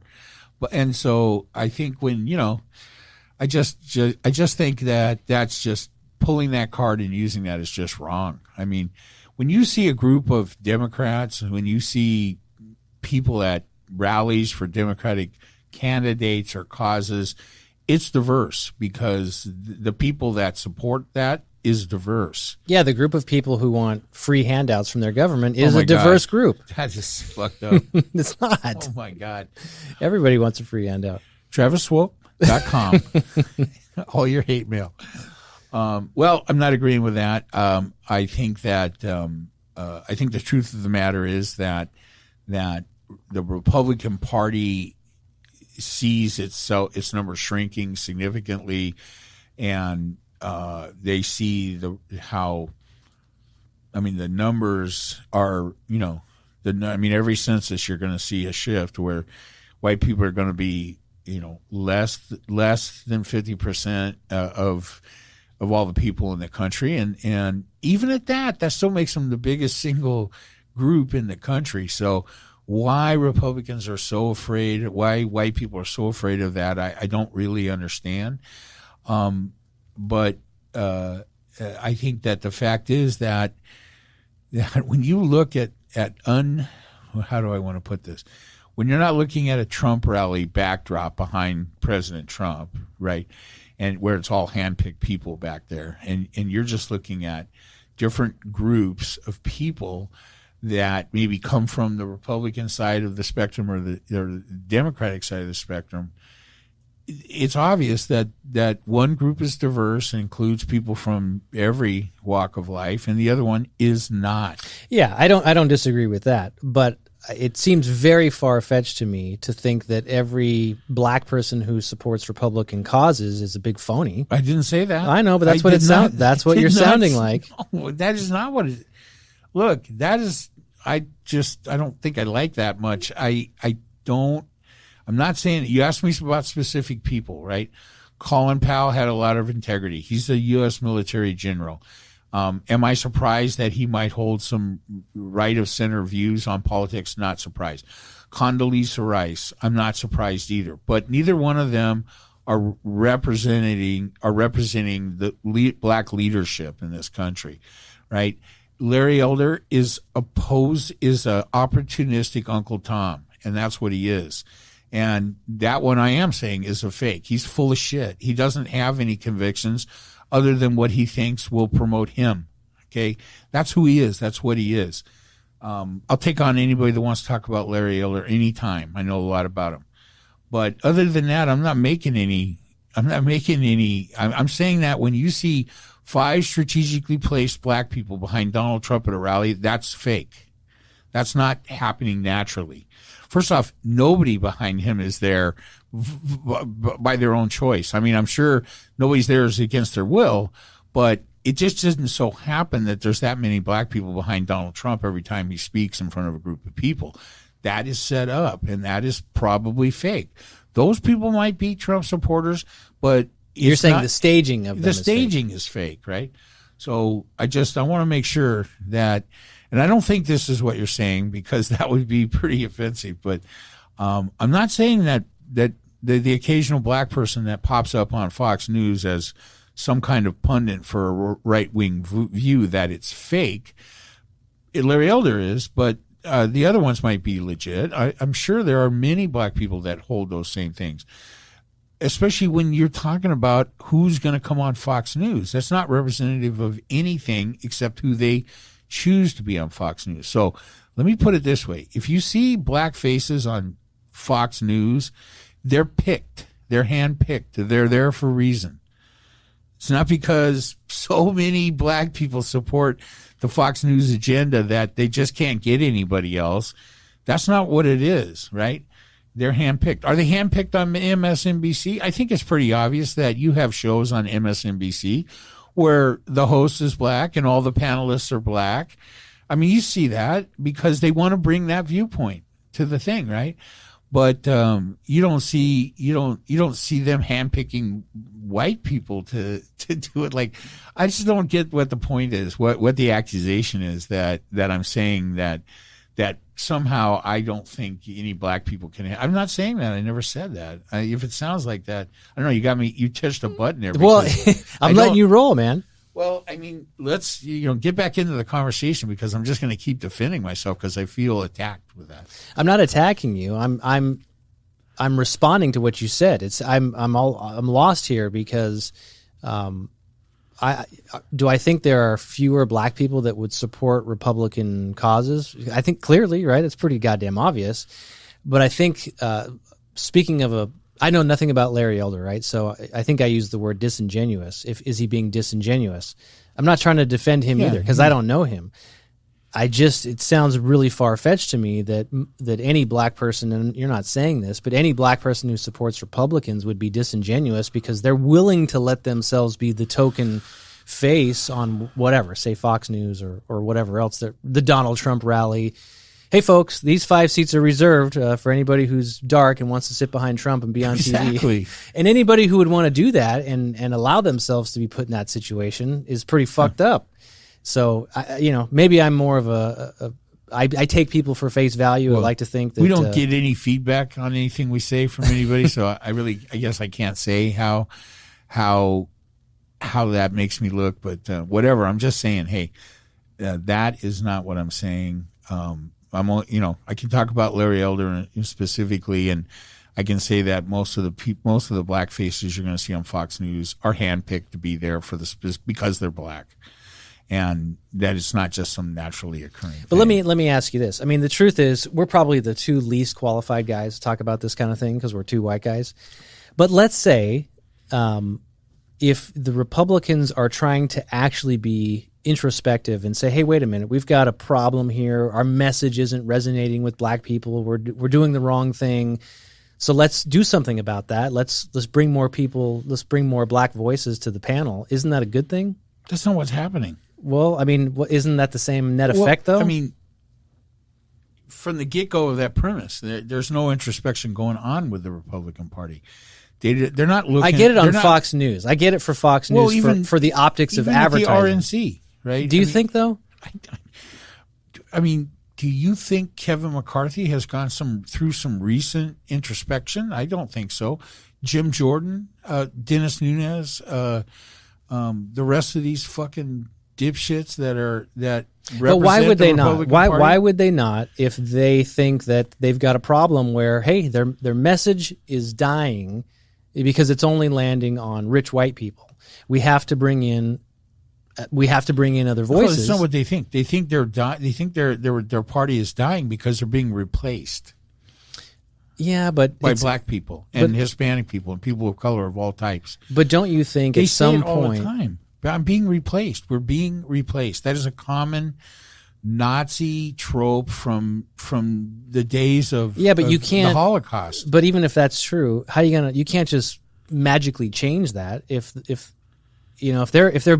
white people are afraid they're going to lose power because they're being wiped out, you can't magically reproduce and make more white people. So what are they going to do?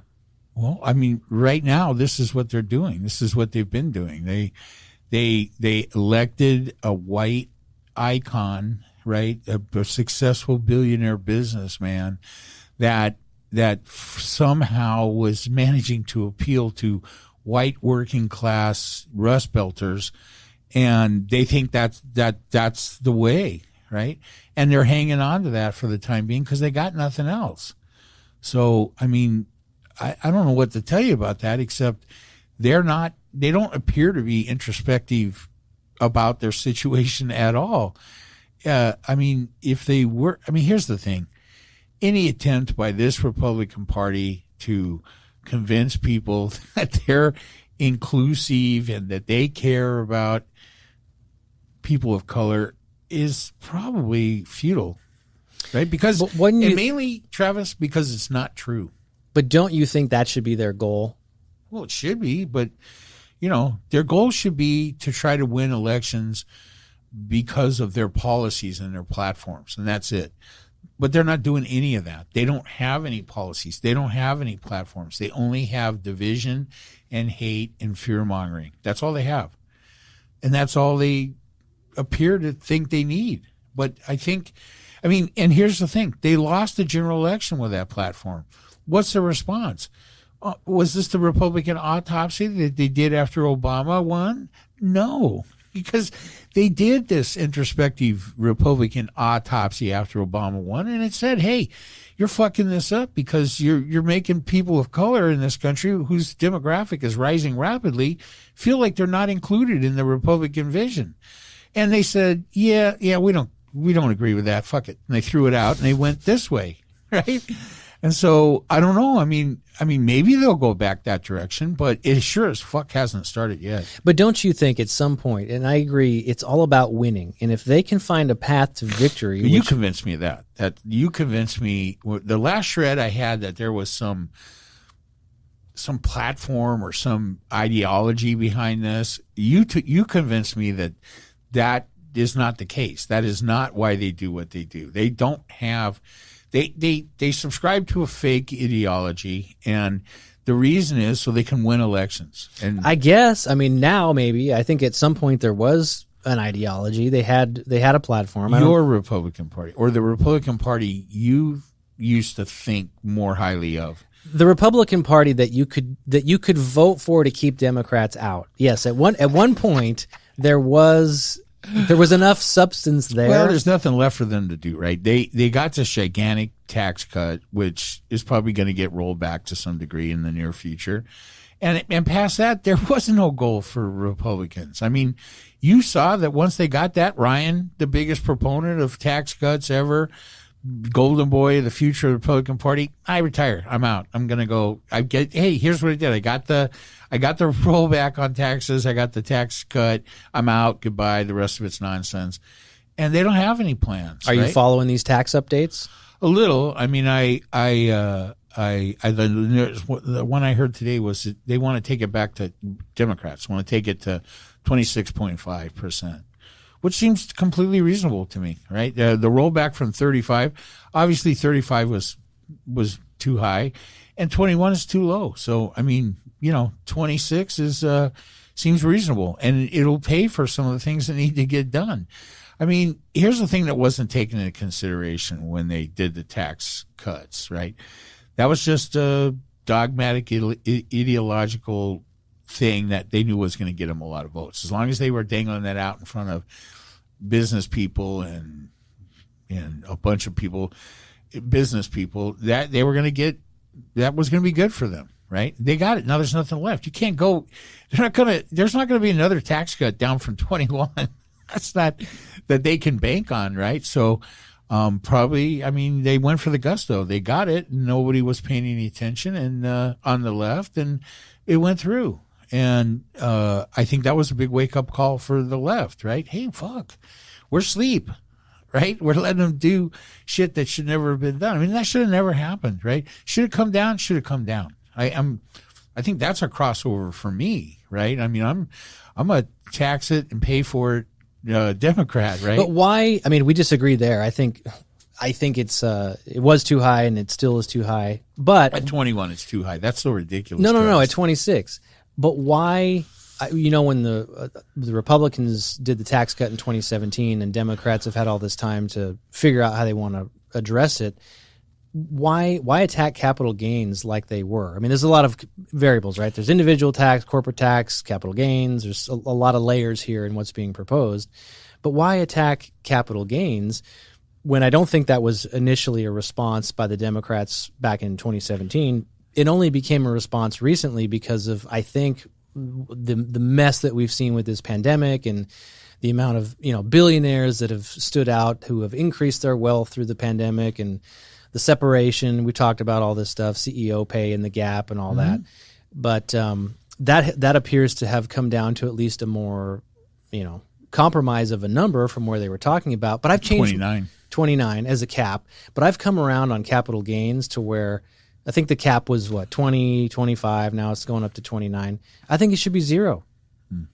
I think it should be zero. I think here's what I'm going to tell you. I'm not a capital gains. I don't have any opinions on capital gains because I don't understand it very much. What I think I know about it is that it's a couple of things. One, they want 26.5, so the capital gains may be just part of this proposal, so they have something to give way on. And two, I don't think the Democrats see capital gains. I don't think they see that as. I don't think they see their constituency as giving a shit about capital gains, because for the vast majority of their constituency, capital gains don't mean anything to them. And so because of that, if they can get the tax, the corporate tax rate back up to 26.5, and they can make whatever changes it is they want to make on capital gains, great. If they have to give on capital gains to get the higher tax rate to pay for the some of the infrastructure stuff and other things, I think they think that's great too. So I don't think there's any deep-seated capital gain dogma on the left. I don't think 90% of us understand it. So I mean, you're a business guy, and it means a lot to you, and your parents are going to leave you $1 billion when they go. You want to make sure you get it. I got a story about that. I'll tell you off the air. But we talked about. I've already spent the money my parents left me. It's gone already a long time ago. But even for you, just if you sold your house, you would be lumped into this capital gains tax number because of the value of your home and the amount of money I'll be dead when that you would make in that calendar year. But it's just, I don't know. It's coming just out of my house in a box, so capital gains is not relevant to me. I mean, seriously, it might impact whoever ends up in the will, but I'm not selling the house in my lifetime. I mean, how do we strike a balance between, last week we did a lot of Republican bashing, rightfully so, in Texas, because for no other reason, in my opinion, on this whole abortion thing, government needs to get out of people's bedrooms. They need to get out of their sex lives, their medical lives. They need to just get out. They shouldn't have a say in what you do. Why do people in power insist on getting involved in people's lives where they don't need to? Because there's shit even in this Democratic tax bills too. Republicans have decided that this issue and issues like this are the hills they want to die on. What issues? well, abortion, right? I mean, here's the thing. 75% of the American people think that women should have the right to make these decisions on their own and the government should stay the fuck out of it. So they are, like I think I said at the end of the podcast last week, if you're a Republican strategist and you want to ignore the concerns of people of color in this country and of the majority of people and how they feel about things, do it at your own peril. They're so caught up in their self-righteous dogma bullshit about abortion. And this is where I'm afraid it's not just opportunistic power grabbing for them. This is a dogma that they totally believe in because they are fucking full of themselves, right? And it's about control. It is, and it's about control over women, and it's deep seated in religious nonsense, and I think that eventually it's going to be the thing. But it doesn't really matter what it's seated in. When you have examples of government taking too much control, what's the breaking point? When are we, as a society, going to stand up and say that's enough? They don't understand. Here's what they don't understand: Roe versus Wade put a 50-year plug in the issue for them. They could stop losing followers. People with Roe versus Wade and abortion being bottled up like it was for 50 years, people could become followers of the right wing. They could become Republicans without having to worry about whether they really agreed with the anti-abortion nonsense or not, right? Because it frankly was not an issue. Now that the devious and evil Texas legislature and all of the whole far right, religious right wing, have figured out the most disgusting, repulsive way to circumvent federal law. And if they decide so they've opened it up now. So you're going to hear discussion. People are going to refocus in on it.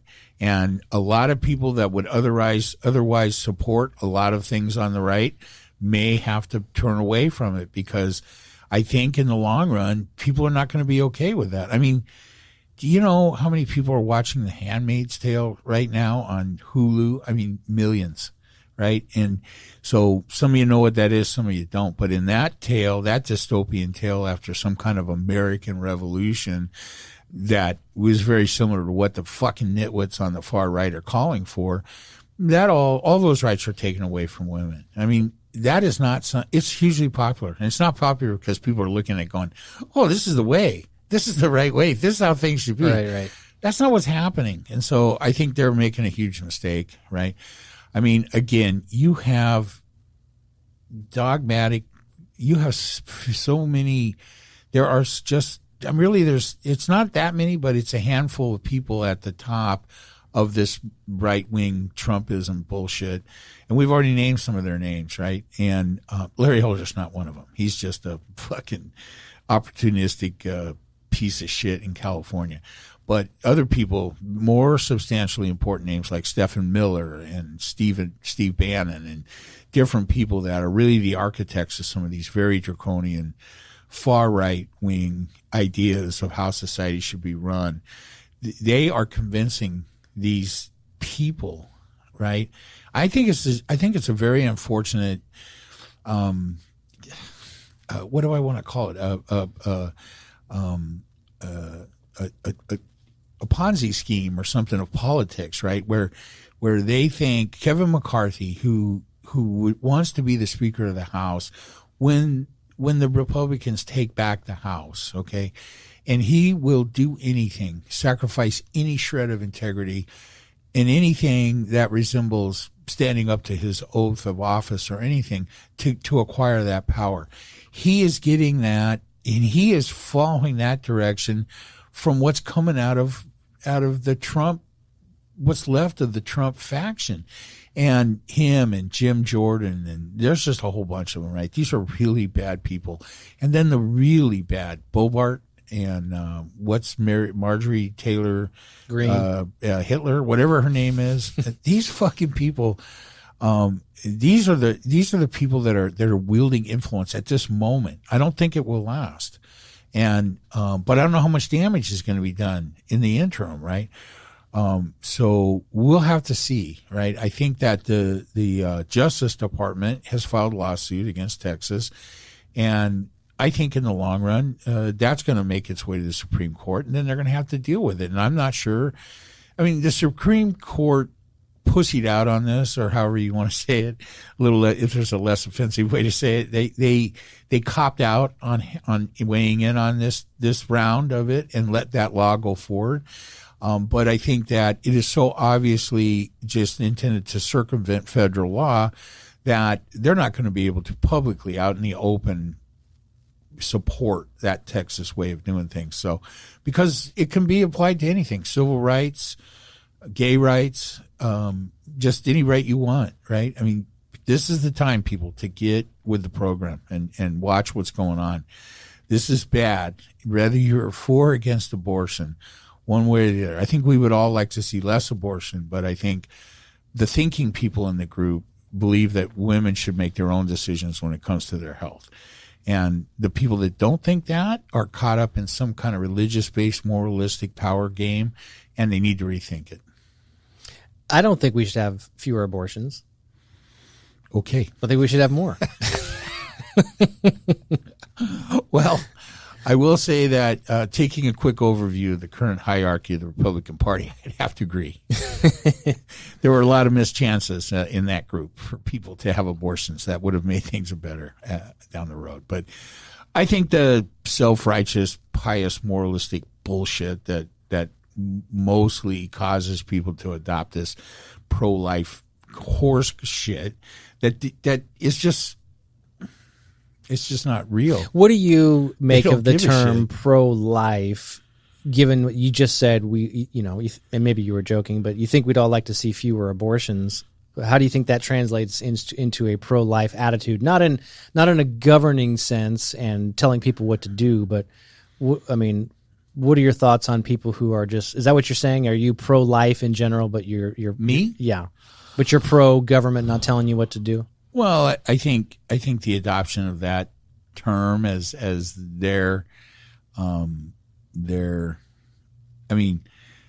pro-life, pro-choice, aren't those the two main sides of it, right? So, I mean, I think pro-choice is really the only thing to be discussed. I think using the term pro-life is a red herring. It's often the case on the right, and it's often the case in many situations, right? But the term pro-choice is really the discussion that needs to be had. Do women in this country have the right to make their own medical decisions? Do men in this country that can never make that decision have any say about it whatsoever? And are we willing as a country to allow religious-based nonsense to take away the rights of women in this country? That is just bullshit. But you personally, are you, like, when you hear of somebody that you might know of got an abortion, does that affect you, or do you wish that you try to tell them that they shouldn't, or there's other options, or do you not give a shit? Oh, I'm not going to tell them anything about that. How in the world could it ever be my place to discuss with a woman whether she should or shouldn't, end a pregnancy, for whatever reason, at any point in the pregnancy? Well, why did you say you think we would all like to see fewer abortions? Well, because I think we would like to see fewer pregnancies that result in abortions, is what that really means. I mean, put your money where your convictions are, right? I mean, these people are not doing anything to. I mean, the truth of it is that teen pregnancies are down from what they used to be, right? And so, where's the urgency of this, right? The secular world is handling it, and if you want to bring your religious views into it, handle it within your churches and help your female. What's the word, flock or whatever, help them make their own decisions, and then butt the fuck out, especially if you're a man. But frankly, even if you're a woman, I mean, I don't think it makes any more sense for an overly self-righteous, pious woman to tell another woman that they should or shouldn't terminate a pregnancy, that they maybe do not want to take the term. That should not be up to anybody else, and it sure as fuck should not be up to government. I agree. I know I'm preaching to the choir with you on that, and I think that's one of the issues that I think we're going to see many more Republicans come over to the left side of that issue. We've seen it. Look, there are many Republicans that call themselves pro-choice Republicans, and that's been easy. That's been easy for 50 years. And so their fellow Republicans on the right in Texas and probably in soon to be in Alabama and South Carolina and name them, Georgia. There's 10 or 11 states that are going to quickly be on this if we don't stop them. That they have pulled that rug out from under them, so that they are going to have a hard time identifying themselves publicly as Republicans if one of the litmus tests to be a Republican is supporting pro-life laws that take away women's rights. I mean, I'm not sure. So the people of color in this country, is that 50% of the population? I'm not sure it is, right? But women is sure as hell 50% of the population. And when you fuck them over at your own peril, as well as people of color. I mean, I just think that I don't know what it is about these people. I think that a lot of people on the right think that when they take these positions that take away other people's rights or choices or voting privileges, that they think they're fighting some higher fight. They're the disciples of God that are fighting the fight. It's fucking bullshit, right? Just get over yourselves. That's what I have to say for them. We're saying the same thing. And yeah, that is less government, less control. I'm okay with that. Less religion. I'm okay with that. And less taxes. I'm okay with that. Although it should go up a little. Have we had enough fun for today, my friend? Yeah, this is good. I feel my cathartic expression of my far left-wing opinions has been accomplished for the week. You've had enough expression for today? I'm good for another week. All right, everybody. All right, thanks.